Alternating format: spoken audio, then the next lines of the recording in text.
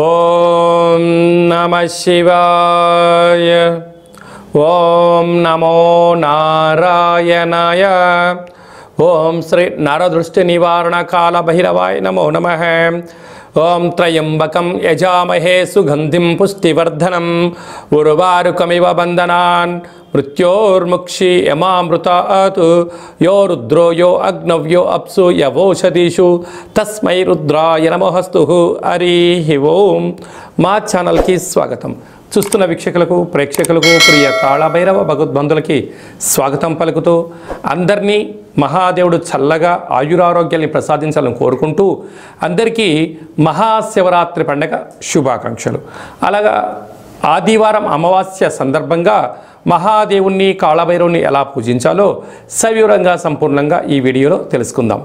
1-3-2024 నుండి 31-3-2024 వరకు పుట్టినటువంటి వారందరికీ కూడా ముందస్తుగా జన్మదిన శుభాకాంక్షలు. గతంలో వివాహం చేసుకున్న వారికి వివాహ వార్షికోత్సవ శుభాకాంక్షలు. ద్వాదశ రాశుల్లో గ్రహ గమనాన్ని ఒకసారి వీక్షింపచేద్దాం.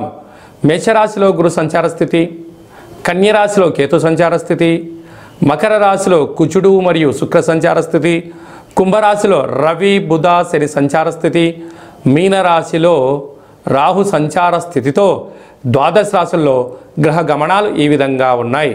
30 సంవత్సరాల తర్వాత రవి భగవానుడు శని భగవానుడి యొక్క స్వక్షేత్రంలో సంచారం చేయడము ఇది రెండవసారి అని చెప్పి గమనించాలి. అలాగనే 18 సంవత్సరాల తర్వాత మీనరాశిలో రాహుతో కలిపి రవి సంచార స్థితి కలవడము ఒక యోగదాయకం అని చెప్పి కూడా గమనించగలగాలి. 9వ తారీఖున శుక్ర భగవానుడు కుంభరాశిలోకి సంచార స్థితి, 8వ తారీఖున బుధ భగవానుడు మీనరాశిలోకి సంచార స్థితి, 15వ తారీఖున రవి భగవానుడు మీనరాశిలోకి సంచార స్థితి, 16వ తారీఖున కుజుడు కుంభరాశిలోకి సంచార స్థితితో ద్వాదశ రాశుల్లో గ్రహ గమనాలు ఈ విధంగా ఉన్నాయి. తులారాశి వారు మహాశివరాత్రి పండగ సందర్భంగా ఆదివారం అమావాస్య సందర్భంగా ఎలాంటి విధి విధానాలు పాటించాలో ఈ వీడియోలో సవివరంగా సంపూర్ణంగా తెలుసుకుందాం. తులారాశిలో ఏ నక్షత్రాలు వస్తాయనగా చిత్తా నక్షత్రంలోని 3వ పాదం, 4వ పాదం, స్వాతి నక్షత్రంలోని 4 పాదాలు, విశాఖ నక్షత్రంలోని 1, 2, 3 పాదములు కలిపితే తులారాశి. చాలామందికి పుట్టినటువంటి కాల సమయంలో డేటా ఆఫ్ బర్త్లో లేనటువంటి కారణం వలన పేరు యొక్క మొదటి అక్షరాన్ని అనుసరిస్తూ ఆ రాశిని తెలుసుకునే ప్రయత్నం చేద్దాం. అవి ఏ అక్షరాలు అన్నట్లయితే రా, రీ, శ్రీ, రు, రే, రో, తా, తి, తు, తే అక్షరాల వారందరూ కూడా తులారాశి జాతకులు. తులారాశి యొక్క అధిపతి శుక్రుడు. ఈ శుక్ర భగవానుడు తెలుపు వస్త్రాలకు, అద్భుతమైనటువంటి అదృష్టానికి, ఐశ్వర్యానికి యోగకారకుడు, కళ్యాణకారకుడు, విలాస గృహ భవన నిర్మాణ కార్యక్రమాలకు అధిపతి ఆయనే శుక్ర భగవానుడు. వీరికి అర్ధాష్టమ కుజుడు, అర్ధాష్టమ శుక్రుడు, పంచమంలో రవి బుధ శని, 6వ స్థానంలో రాహు, 7వ స్థానంలో గురువు, వ్యయంలో లాభంలో విశేషమైనటువంటి కేతు ఉండడం వలన చిన్న చిన్న విషయాలలో ఆశతూచి నిర్ణయం తీసుకోవడం, చాలా సున్నితమైన స్వభావం కలిగి ఉండడం, ఏదైనా ఒక పని చేసేటప్పుడు నిర్దిష్టమైన సమయ సందర్భాలను నిర్దేశించుకొని ఒక ప్రణాళికాబద్ధంగా ముందుకు వెళ్ళడంలో తులారాశి జాతకులు ముందు వరుసలో ఉంటారు. కాకపోతే ఎవరైనా ఏదన్నా వీరు చేసేటప్పుడు ఆటంకాలు ఏమైనా చెప్పినట్లయితే అది ధర్మం అనిపిస్తే వీరు స్వీకరిస్తారు, అధర్మం అనిపిస్తే వీటిని వ్యతిరేకించే పరిస్థితి కూడా అధికంగా ఉంటుంది. కనుక ఇలాంటి కాల సందర్భంలో మహాదేవుడికి పంచామృతముల చేత, తెల్లటి విభూతి చేత, బొబ్బర్ల చేత మహాదేవుడికి అభిషేకం చేసుకుని ఆ బొబ్బర్లను బ్రాహ్మణోత్తములకు కానీ గోమాతకు కానీ ప్రవహించే నీటిలో సమర్పించినట్లయితే కుజదోషము, గ్రహదోషాలు తొలగిపోతాయని చెప్పి గమనించాలి. ఆదివారం అమావాస్య సందర్భంగా తెల్ల జిల్లేడు వృక్షం దగ్గర తెల్లటి పుష్పాల చేత అభిషేకం చేసుకోవడం, అలాగనే కాళభైరవ స్వామి వారికి కూష్మాండలో దీపాన్ని పెట్టడం, కాళభైరవ హోమంలో పాల్గొనడం వలన నరదృష్టి, శత్రు ప్రభావాలు కూడా తొలగిపోతాయి. అలాగనే స్వయంవృత్తులు, సేవారంగాలు, సాఫ్ట్వేర్లు, హార్డ్వేర్లు, ట్విట్టరు, ఫేస్బుక్లను మెయింటెనెన్స్ చేసేటువంటి వారందరూ కూడా ఓపిక పట్టుదల అవసరం. భవన నిర్మాణ కార్యక్రమాలు చేసేవారు, వ్యవసాయ సోదరీమణులకు చాలా యోగదాయకం అని చెప్పి గమనించాలి. మార్చి 1వ తారీఖు నుండి 31వ తారీఖు వరకు ముఖ్యమైనటువంటి పండుగల గురించి సవివరంగా సంపూర్ణంగా క్లుప్తంగా తెలుసుకుందాం. 4వ తారీఖున మాఘమాస బహుళ అష్టమి సోమవార సందర్భంగా అసితాంగ కాళభైరవ స్వామికి పూజ యోగదాయకం అని చెప్పి గమనించాలి. అలాగనే 8వ తారీఖున మహాశివరాత్రి పండుగ శుక్రవారం ధనిష్ఠా నక్షత్రం శతభిష నక్షత్రం సందర్భంగా మనమందరూ కూడా మహాదేవునికి యథాశక్తిగా పంచామృతములతో మనకు ఏ యొక్క ఫలములైతే సౌలభ్యమవుతాయో మారేడు దళాలతో స్వామివారికి అభిషేకం చేస్తున్నట్లయితే సకల శుభాలు కలుగుతాయి. మన యొక్క దేవాలయంలో 12 సహస్ర శివలింగేశ్వర స్వామివారికి 1,00,000 రుద్రాక్షల భగవంతుడికి నిత్యము రుద్రాభిషేకం చేయడం జరుగుతుంది.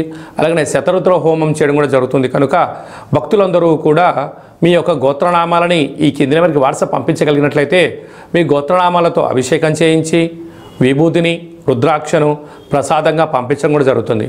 మీకు అభిషేక కార్యక్రమాన్ని వాట్సాప్ ద్వారా లైవ్ కూడా చూపించడం జరుగుతుంది. కనుక భక్తులందరూ కూడా మీ గోత్రనామాల్ని ఈ యొక్క కింది నెంబర్కి వాట్సాప్ పంపించగలరు. అలాగనే 10వ తారీఖు ఆదివారం అమావాస్య, అంటే చాలా అరుదుగా వచ్చేటువంటి అమావాస్య కనుక ఆ రోజు అందరము మనం ఇంటికి దిష్టి తీసి గుమ్మడికాయ పలగొట్టడం, మన వాహనాలకి ఒక కొబ్బరికాయ నిమ్మకాయతో దిష్టి తీయించుకోవడం, సంపూర్ణమైనటువంటి యంత్ర సాధన మంత్ర సాధన తంత్ర సాధన చేసేటువంటి వారికి చాలా ఇది మంచి కాలం అని చెప్పి గమనించాలి. మన యొక్క దేవాలయంలో కాళభైరవ స్వామి యొక్క పూజా కార్యక్రమం జరుగుతుంటుంది. కనుక మీ గోత్రామాలు పంపించినట్లయితే కాళభైరవ హోమ కార్యక్రమాన్ని చేయించి స్వామి యొక్క ప్రసాదాన్ని మీకు పంపించడం కూడా జరుగుతుందని చెప్పి గమనించాలి. అలాగనే మనకు 17వ తారీఖున పాల్గొన మాస కృష్ణపక్ష అష్టమి, 17వ తారీఖున 3వ నెల 2024 పాల్గొన మాస అష్టమి సందర్భంగా ఆదివారం మృగశిర నక్షత్ర సందర్భంగా కాళభైరవ హోమము యోగదాయకం అని చెప్పి గమనించాలి. 24వ తారీఖున పాల్గొన మాస శుక్లపక్ష పూర్ణిమ కనుక మనమందరము కూడా ఆ హోమ కార్యక్రమంలో పాల్గొందాం. సంపూర్ణ హోళికా పూర్ణిమ అంటారు. ఈ హోళికా పూర్ణిమ సందర్భంగా మనమందరము ఇంట్లో ఉండబడిన పాత వస్తువులను తీసుకుని వచ్చి బయట వేసేసి మనల్ని కామదహనం చేసి మనము రంగుల కేళి అంట మనమందరూ కూడా ఆహ్లాదకరమైనటువంటి మంచి రంగులను చల్లుకుందాం. హానికరమైనటువంటి రసాయనంతో కూడుకున్న రంగులను ఎవరు చల్లుకోవద్దు.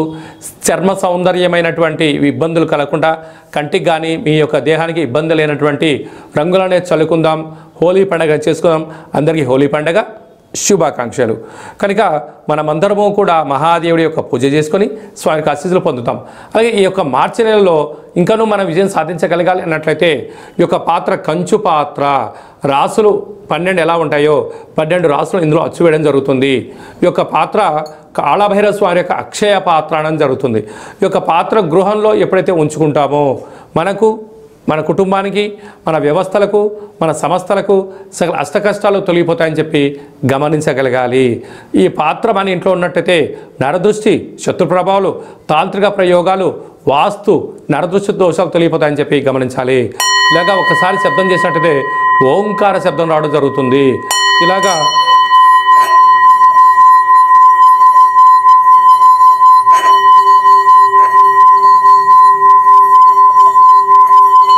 ఈ యొక్క శబ్ద తరంగాల ద్వారా మానవుని శరీరంలో ఉండబడిన చక్రాలు వికసింపచేయడం, ఇంట్లో ఉండబడినటువంటి జ్యేష్ఠాదేవి బయటికి వెళ్ళడం, బయట సంచరిస్తున్నటువంటి మహాలక్ష్మీదేవి అమ్మవారు మన గృహానికి రావడం జరుగుతుంది. కనుక ఈ యొక్క పాత్రతో పాటు పిరమిడు, స్వామి యొక్క డాలరు, కంకణము, ఒక కాళభైరవ హోమ కార్యక్రమాన్ని ప్రత్యక్ష ప్రసారంగా చూపించి మీకు ప్రసాదంగా పంపించడం జరుగుతుంది.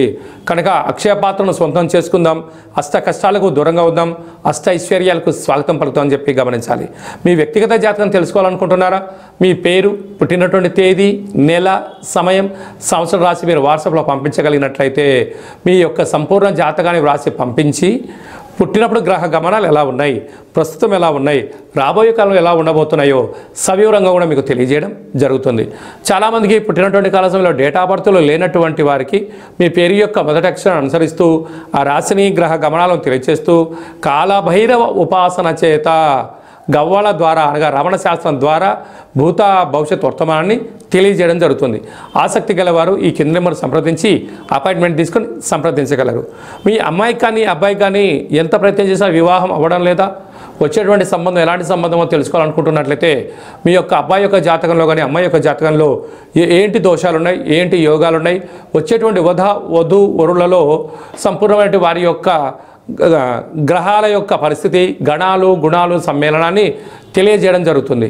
గతంలో వివాహమైనటువంటి దంపతులు తరచూ గొడవపడడం, విడిపోవడం, పోలీస్ స్టేషన్లు గొడవల్లో ఇబ్బంది పడుతున్నట్టయితే ఈ కింద నెంబర్ మీరు సంప్రదించినట్లయితే మీ యొక్క పేరులో కొన్ని స్వల్పమైన మార్పులు చేయించి కాళభైరస్వామికి ఆశీస్సుల చేత చిన్న చిన్న మార్పుల ద్వారా శ్రీ పార్వతీ పరమేశ్వరుల కలయిక ఎలా ఉంటుందో మీరు అన్యూన్యంగా దాంపత్య జీవితానికి ఉండేటువంటి సలహాలు సూచనలు ఇవ్వడం జరుగుతుంది అని చెప్పి గమనించాలి. మీకు అబ్బాయి కానీ అమ్మాయి కానీ చిన్నపిల్లలు పుట్టినట్టయితే పుట్టినప్పుడు వాళ్ళ పేర్లు ఎలా పెట్టాలి, ఆధ్యాత్మికంగా ఎలా ఉండాలో సవివరంగా సంపూర్ణం కూడా తెలియజేయడం జరుగుతుంది. అలాగే మీ పుట్టినరోజు కానీ మీ మ్యారేజ్ డే కానీ మాకు ఈ నెంబర్కి పంపించినట్లయితే మన యొక్క దేవాలయంలో రుద్రాభిషేకం కాళభైరవ హోమాన్ని చేయించి ప్రసాదం కూడా మీకు పంపించడం జరుగుతుంది. చాలామందికి వాస్తు జ్యోతిష్యం నేర్చుకోవాలి తెలుసుకోవాలనుకుంటున్న వారందరికీ కూడా మన యొక్క దేవాలయంలో కాళభైరవ ఉపాసన జ్యోతిష్యము వాస్తు నేర్పించడం జరుగుతుందని చెప్పి గమనించాలి. అందరిపైన భగవంతుడి యొక్క ఆశీస్సులు ఉండాలని, మహాదేవుడి యొక్క ఆశీస్సులు, ఆదివారం అమావాస్య ఆశీస్సులు ఉండాలని కోరుకుంటూ ఆశీర్వచనం. ఓం కాళకాలాయ విద్మహే కాళాతీతాయ ధీమహి తన్నో శ్రీ స్వర్ణాకర్షణ కాళభైరవ ప్రచోదయాతు. శతమానం భవతి శతాయ పురుష సతేంద్రియ ఆయుష్యేవేంద్రియే ప్రతిష్టతి. ధనం ధాన్యం బహుపుత్రలాభం శత సంవత్సరం దీర్ఘమాయు. సర్వే జనా సుఖినో భవంతు. లోకా సమస్తా సుఖినో భవంతు. సర్వం శ్రీ కాళభైరవ దేవతార్పణమస్తు. ఈ వీడియో మీకు నచ్చినట్టయితే లైక్ చేయండి, షేర్ చేయండి, మా ఛానల్ని సబ్స్క్రైబ్ చేసుకోండి. మేము చేస్తున్న వీడియోలు ఆధ్యాత్మికంగా మీకు ముందస్తుగా నోటిఫికేషన్ రావాలి అనంటే ఆల్ అన్న బటన్ కూడా తెలియచేయండి. మీరు ఎవరి క్షేమాన్ని కోరుకుంటున్నారో, మీ క్షేమాన్ని ఎవరైతే కోరుకుంటున్నారో ఈ ఆధ్యాత్మికమైనటువంటి సందేశాన్ని వారు కూడా ఫార్వర్డ్ చేసి హిందూ ధర్మాన్ని కాపాడండి.